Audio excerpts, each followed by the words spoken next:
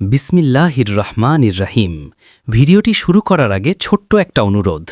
প্রিয় ভাই ও বোনেরা, এমন সুন্দর ইসলামিক ইতিহাস নিয়মিত পেতে এক্ষুনি চ্যানেলটি সাবস্ক্রাইব করুন। চলুন শুরু করি আজকের ভিডিও। একটু থামুন। আজকে ফজরের আজান শুনেছেন? সেই পরিচিত সুর, আল্লাহু আকবার, আশহাদু আল্লা ইলাহা ইল্লাল্লাহ। প্রতিদিন 5 বার, 1400 বছর ধরে পৃথিবীর প্রতিটি কোণে। কিন্তু কখনো ভেবেছেন এই আজান প্রথম কে দিয়েছিল? কেমন ছিল সেই মানুষটি? কি ছিল তার গল্প? সেই গল্পটা জানলে পরের বার আজান শুনলে আর আগের মতো শুনতে পারবেন না, চোখ ভিজে আসবে। চলুন সেই গল্পে যাই। বিলাল ইবনে রাবাহ এক অসাধারণ মানুষ। তার নাম বিলাল ইবনে রাবাহ রাদিয়াল্লাহু আনহু। জন্ম হয়েছিল মক্কায়, কিন্তু স্বাধীন মানুষ হিসাবে নয়। তিনি ছিলেন একজন হাবশি দাস, হাবিসিনিয়া, আজকের ইথিওপিয়া থেকে আনা একজন কৃষ্ণাঙ্গ দাস। তার মালিক ছিল উমাইয়া ইবনে খালাফ, মক্কার সবচেয়ে নিষ্ঠুর নেতাদের একজন। বিলাল ছিলেন লম্বা, শ্যামবর্ণ, ঘন চুল, পাতলা শরীর এবং অসাধারণ একটি কণ্ঠস্বর। সেই কণ্ঠস্বরই একদিন পৃথিবীর ইতিহাস বদলে দেবে। ইসলাম গ্রহণ এবং নির্যাতনের শুরু। বিলাল কিভাবে ইসলাম গ্রহণ করলেন তা অনেক আলেম বলেছেন। রাসূলুল্লাহ সাল্লাল্লাহু আলাইহি ওয়াসাল্লামের দামাত শুনে তার হৃদয় আলোড়িত হল। তিনি বুঝলেন এই দিন সত্য। কিন্তু ইসলাম গ্রহণের সাথে সাথে শুরু হল অকল্পনীয় নির্যাতন। উমাইয়া ইবনে খালাফ প্রতিদিন দুপুরের তপ্ত রোদে বিলালকে মক্কার গরম বালিতে শুইয়ে দিত। বুকের উপর রাখা হতো বিশাল পাথর। শুধু একটাই শর্ত, মুহাম্মদকে অস্বীকার করো, লাত উজ্জার নাম নাও, তাহলে মুক্তি পাবে। কিন্তু বিলাল প্রতিবার বলতেন, আহাদ, আহাদ, এক, এক। আবু বক্করের মুক্তিপণ। এই দৃশ্য দেখে আবু বক্কর সিদ্দিক রাদিয়াল্লাহু আনহু আর থাকতে পারলেন না। তিনি উমাইয়ার কাছে গেলেন, বললেন, এই দাসটি বিক্রি করো। উমাইয়া বলল, কত দেবে? আবু বক্কর বললেন, তুমি যা চাইবে। উমাইয়া উচ্চ মূল্য চাইল। আবু বক্কর রাজি হলেন। সেই মুহূর্তে বিলাল মুক্ত হলেন।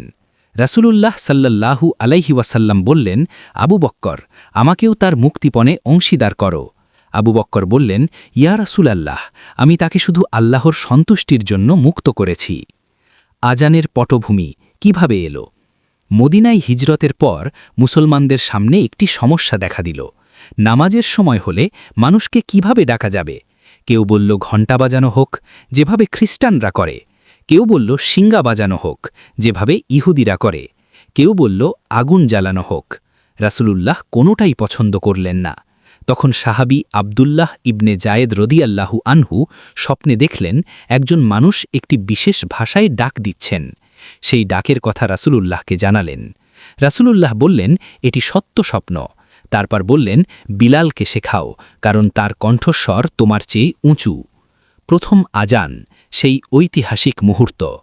মসজিদে নাবাবির মিনার। বিলাল রাদিয়াল্লাহু আনহু উঠলেন, দাঁড়ালেন। চারদিকে মদিনার মানুষ, আকাশ নীল, বাতাস শান্ত। বিলাল মুখ খুললেন এবং সেই অসাধারণ কণ্ঠ থেকে বের হল, আল্লাহু আকবার, আল্লাহু আকবার। মদিনার মানুষ থামল। আশহাদু আল্লা ইলাহা ইল্লাল্লাহ। মানুষ ঘর থেকে বের হয়ে আসল। আশহাদু আন্না মুহাম্মাদার রাসূলুল্লাহ। সাহাবীদের চোখে পানি। হাইয়া আলাস সালাহ, হাইয়া আলাল ফালাহ। আসো নামাজের দিকে, আসো সফলতার দিকে। আল্লাহু আকবার, লা ইলাহা ইল্লাল্লাহ। সেই কণ্ঠ মদিনার আকাশে ছড়িয়ে পড়ল। পৃথিবীর প্রথম আজান। রাসূলুল্লাহের ইন্তেকালের পর বিলালের বিরতি।